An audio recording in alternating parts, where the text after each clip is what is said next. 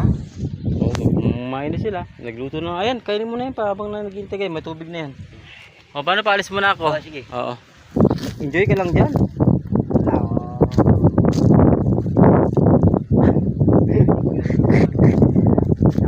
Dapat nagba-vlog ka. Pinipicture mo yung kambing mo.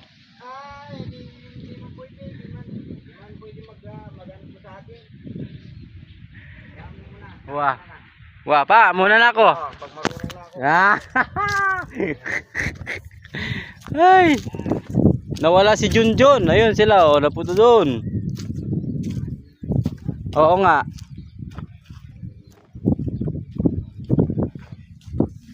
Ayan mga guys, tapos na tayong magatid ng pagkain ni Dad. Kasi ukala ko kanina kasi naka-video. Yun pala, naka-picture.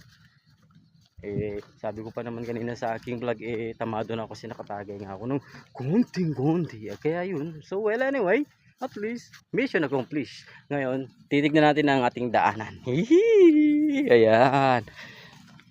Nasabi ko rin kanina yan. Kasi kala ko naka-video yan. Tahi ng manok.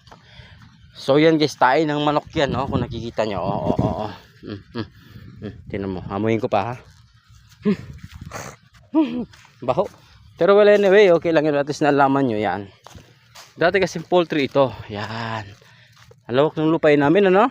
Hindi namin nasikaso. Kasi nga, alam nyo nung bakit? Hindi namin nasikaso, ha? Hindi sa amin yan. Ha? Caretaker lang kami dito mga guys. Mga kabady, CQ.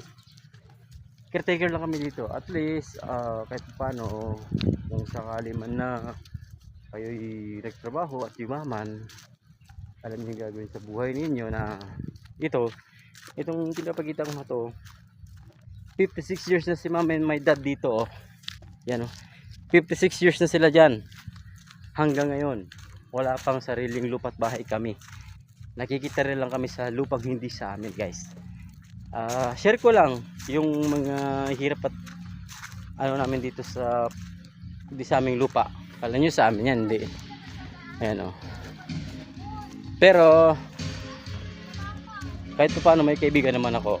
Pakita ko sa inyo yung mga kaibigan ko. Okay, pero hiningal na ako, grabe.